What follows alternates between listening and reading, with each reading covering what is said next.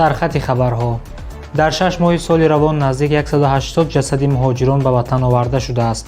دومای دولتی روسیه قانونی را قبول کرد که موافق آن کارمندان میلیسیا در 48 ساعت میتوانند مهاجران را دپورت کنند. سودی پنجکین مردی را برای به شوهر دادن دختر نابالغش جزا داد و مقامات روسیه گفتند مهاجران پیش از آمدن به روسیه به فرزندانشان زبان روسی را آموزانند. سلام بینندگان عزیز، در نشر نوبتی برنامه نوید 7 روز از استودیوی آرتیجی مهمترین خبر و رویدادهای هفته اخیر تاجیکستان را منظور شما می‌گردانیم. ایدیبک سعید هستم و شما را در این برنامه همراهی می‌کنم. راهبری روسابرنادزور گفته است مهاجر پیش از آمدن به روسیه باید به فرزندانش زبان روسی را آموزاند. شهروند خارجی که نیتی با عائله‌اش به روسیه کوچیدن را دارد باید به فرزندش پیشکی زبان روسی را آموزد تا فرهنگ رفتار این کشور را درک کند، گفته است انزار نوزید، رهبر این نهاد. با گفته او فرزند مهاجر باید زبان روسی را داند تا رمز فرهنگ کشور را درک کند و با همسالان معاشرت نماید. قبلا وکیلان حزب لیبرال دموکراتی روسیه لایحه قانونی را به دومای دولتی پیشنهاد کردند که بر اساس آن فرزندان مهاجرانی که شهروندی روسیه را ندارند قبل از قبول به مکتب‌ها از سنجش دانش زبان روسی می‌گذرند. هفته گذشته سرگئی میرونوف رئیس حزب سپراvedlivoye روسیه از правду پیشنهاد کرد که شماره کودکان مهاجر در مکتب‌های روسیه تا 10% از شماره عمومی صنف‌ها محدود کرده شود. سال 2023 نظر به 10 سال گذشته کمترین شماره مهاجران به روسیه رفتند. از 1/3 مهاجران وارد شده به روسیه در سال 2023 شهروندان تاجیکستان میباشند. روستات اعلام کرده است که سال گذشته بیش از 560,000 نفر به روسیه سفر کرده است که نسبت به سال 2022 23% کمتر میباشد. گفته می شود که از 1/3 این نفران از تاجیکستان میباشند. اینچنین 10% از قرقیزستان، 9% از اوکراین، ارمنستان و قزاقستان، 4% از ازبکستان باقی مانده مهاجران از کشورهای ترکمنستان، هندوستان، بلاروس، چین به روسیه رفتند. از این شماره 55% مردم بوده، 76% آنها قابلیت کاری داشتند. دوام 6 ماه سال روان جسد نزدیک 180 نفر شهروندان تاجیکستان از خارج به وطن برگردانیده شده است. این رقم‌ها را حبیب‌الله نظرزاده، دیرکتور اگنتی اویاسیای گراجدانی تاجیکستان در نشست مطبوعاتی روز 24 ایول اعلام کرد.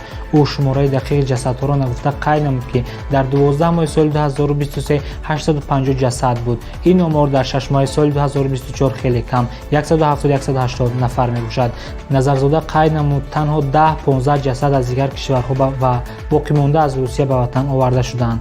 امامعلی رحمان پرزیدنت تاجیکستان 28 دکبر سال 2023 در پیام خود به پارلمان کشور گفته بود هر سال جسد صدها مهاجر به وطن آورده می شود. دومای دولتی روسیه قانونی را قبول نمود که به کارمندان میلیسیا حقوق می‌دهد شهروندان خارجی از جمله مهاجران را اخراج کنند. قبلا تنها سود و مرزبانان در روسیه میتوانستند شهروندان خارجی را اخراج کنند. با قبول شدن چند قانون در روسیه نظارت از بالای مهاجران سخت‌تر می‌گردد. موافق تغییرات نفرانی که اجازه‌نامه زیست یا روادید ندارند تنها 90 روز میتوانند در روسیه باشند. قبلا این ترتیبات 180 روز بود.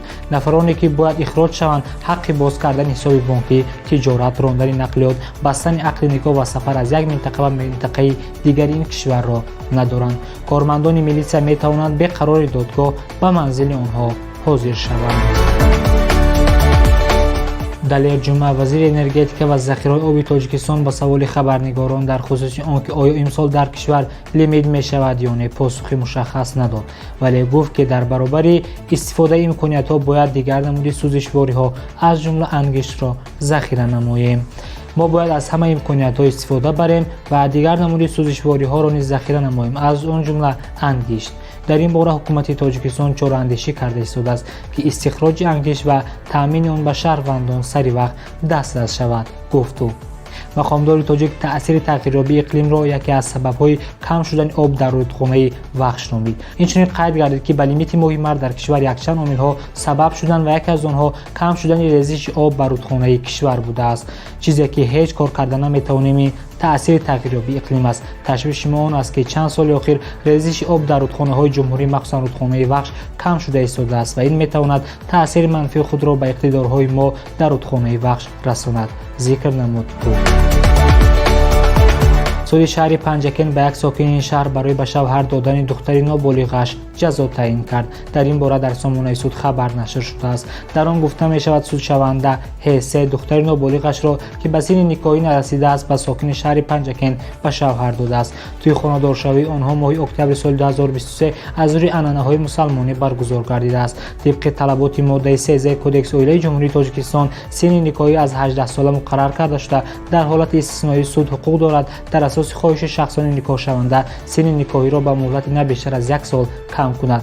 аммо Ҳ.С. бархилофи талаботи қонунҳои амалкунанда рафтор намуда, дидаву дониста аз рӯи манфиатҳои шахсӣ духтари ноболиғи ба синни никоҳ нарасидаи худро ба шавҳар додааст ки он ба озодӣ, баробарӣ ва инкишофи мӯътадили ҷисмониву маънавии ӯ таъсири манфӣ дорад. қайд мешавад дар хабар. суди шаҳри Панҷакен ба судшаванда тибқи модда 168 кодекси ҷиноятӣ барои ба шавҳар додани духтари ба синни никоҳ нарасида аз ҷониби падару модар ҷазо таъин кардааст. тибқи ин модда ҷазо дар намуди корҳои ислоҳӣ ба муҳлати то 2 сол ё маҳдуд кардан аз озодӣ ба муҳлати то 5 сол муқаррар гардидааст. барномаи навиди 7 рӯз буд. муҳимтарин хабарҳои Тоҷикистонро бо сарфи ками вақт аз сомонаи мо ёртиҷе ва саҳифаи он дар Telegram, Instagram, Facebook, YouTube, TikTok, ВКонтакте пайгирӣ намоед. хайр.